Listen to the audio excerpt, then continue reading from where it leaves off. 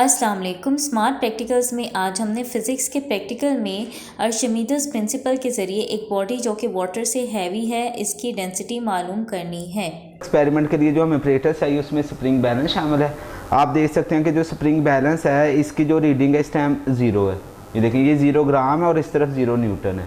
तो इसकी मदद से हम क्या करेंगे, वेट मालूम करेंगे किसी भी चीज़ का इन एयर और इन वाटर। स्प्रिंग बैलेंस के अलावा हमें आयरन स्टैंड, स्टोन, इस स्टोन की हमने डेंसिटी फाइंड आउट करनी है। बीकर में वाटर है, थ्रेड, वेट बॉक्स, थर्मामीटर है। थर्मामीटर की मदद से हम रूम टेम्परेचर फाइंड आउट करेंगे एंड वेइंग बैलेंस। स्टूडेंट सबसे पहले हम क्या करेंगे, रूम टेम्परेचर फाइंड आउट करेंगे with the help of thermometer. तो जो रूम टेम्परेचर मैंने थर्मोमीटर की मदद से मालूम किया वो 30 सेल्सियस आया है, क्योंकि जो वाटर है उसकी डेंसिटी डिफरेंट टेम्परेचर पर डिफरेंट होती है। लेकिन इस टाइम चूँकि रूम टेम्परेचर 30 सेल्सियस है और 30 सेल्सियस पर जो वाटर की डेंसिटी होती है वो 1000 किलोग्राम पर मीटर क्यूब होती है। स्टूडेंट्स रूम टेम्परेचर मालूम करने के बाद हमने क्या करना है, ये स्टोन है जिसकी हमने डेंसिटी फाइंड आउट करनी है, तो इसको हम धागे से बांध लेंगे। मैंने स्टोन के साथ थ्रेड को बांध दी है।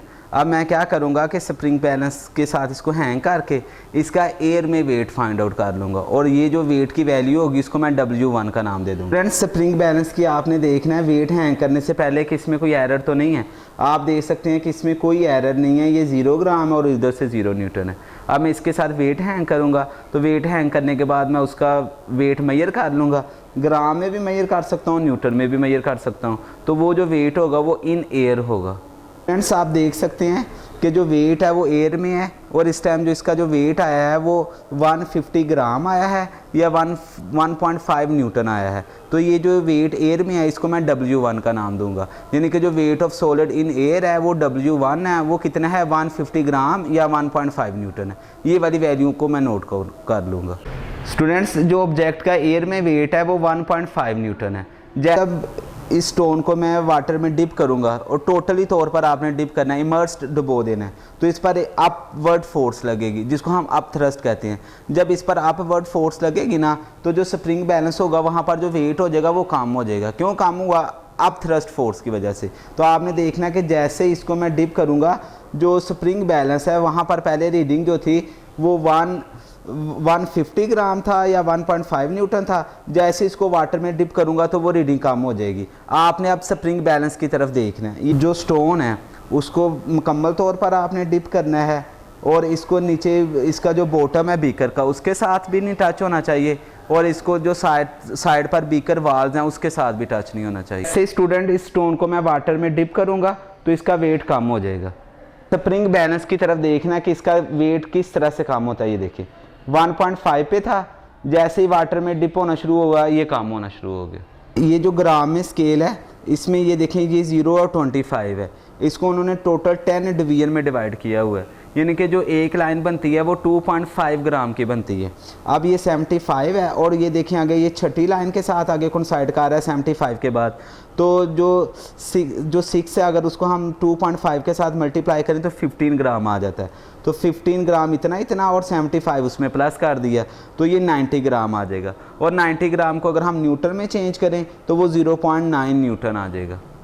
तो ये हमारे पास 0.9 न्यूटन जो वेट है ये इन वाटर है। तो देखें स्टूडेंट्स पहले जो वेट था वो कितना आया था, स्टूडेंट पहले आया था 1.5 न्यूटन और अब कितना आया 0.9 न्यूटन। तो जो वेट है वो कम हो गया। किस वजह से कम हुआ इसका, वो अप थ्रस्ट फोर्स की वजह से। हमने एक्सपेरिमेंट नंबर 8 9th क्लास की फिजिक्स का परफॉर्म किया है जिसमें हमने to find the density of a body heavier than water by Archimedes principal.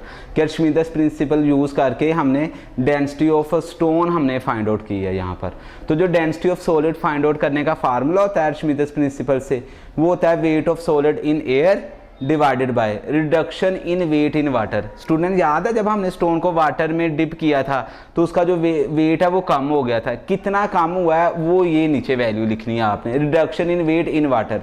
और ये वेट स्टूडेंट किस वजह से कम हुआ था, ये अप थ्रस्ट फोर्स की वजह से कम हुआ था। यानी कि जैसे ही मैंने स्टोन को डिप किया था तो उस पर एक अप थ्रस्ट फोर्स लगी थी, ऊपर की तरफ फोर्स लगी थी। उस ऊपर की फोर्स की वजह से, उछाल की फोर्स इसको कहते हैं, उस वजह से जो वेट है वो कम हो गया था। इसको आपने मल्टीप्लाई कर देना है डेंसिटी, ये ऊपर इसके density of water at room temperature, और रूम टेम्परेचर पर जो वाटर की डेंसिटी होती है वो कितनी होती है स्टूडेंट, 1000 किलोग्राम पर मीटर क्यूब, 30 सेल्सियस पर। स्टूडेंट्स अब हम ऑब्जर्वेशंस एंड कैलकुलेशंस कर लेते हैं। सबसे पहले हमने student room temperature find out किया था, तो रूम टेम्परेचर स्टूडेंट थर्मोमीटर पर कितना आया था, 30 सेल्सियस। अब जो density of water at room temperature यानी 30 सेल्सियस पर जो होती है ना, वो 1000 किलोग्राम पर मीटर क्यूब होती है। फिर जो वैल्यू ऑफ जी यहाँ पर हम यूज़ करेंगे वो आपको पता है, वो 9.81 मीटर पर सेकंड स्क्वायर होती है। Weight of solid in air, इसको मैंने W1 का नाम दिया था, ये आया था 150 ग्राम आया था। तो जब मैंने इसको न्यूटन में चेंज करना है, न्यूटन में कैसे चेंज करना है, पहले जो 150 है ये ग्राम में है, इसको आपने किलोग्राम में चेंज करना है। किलोग्राम में चेंज करने के लिए इसको मैंने 1000 से डिवाइड कर दिया, बाद में ये किलोग्राम में आ जाएगा, और इसको हम W = mg वाले फार्मूले के मुताबिक जो है ना, ये मास 150 और 1000 इसका किलोग्राम में मास हो गया, और इसको न्यूटन में चेंज करने के लिए जी की वैल्यू से मल्टीप्लाई कर देते हैं। तो 9.81 से जब मल्टीप्लाई कर दिया तो ये 1.5 न्यूटन आ गया। सिमिलरली स्टूडेंट्स मैंने क्या किया था, ये 1.5 न्यूटन एयर में वेट था जिसको मैंने W1 का नाम दिया था। अब मैंने उसी ऑब्जेक्ट को क्या किया था, वाटर में इमर्स्ड किया था, डुबोया था, तो उस पर उछाल की फोर्स लगी जिसकी वजह से उसका वेट कम हो जाएगा। तो जो वाटर में वेट आया था उसको मैंने W2 का नाम दिया, वो 90 ग्राम आया था।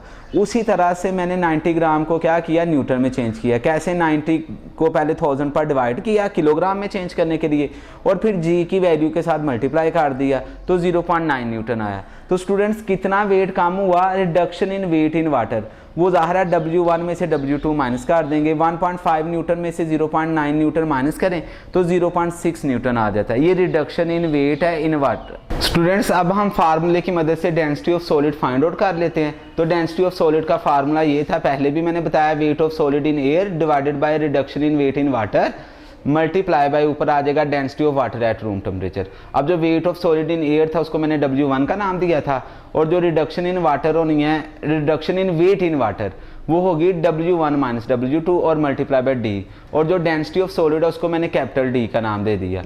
अब स्टूडेंट्स यहाँ पर मैंने वैल्यू पुट कर दी। W1 की वैल्यू जो एयर में था वो 1.5 न्यूटन था, W1 माइनस W2 यानी 1.5 न्यूटन, और W2 की वैल्यू 0.9 न्यूटन थी।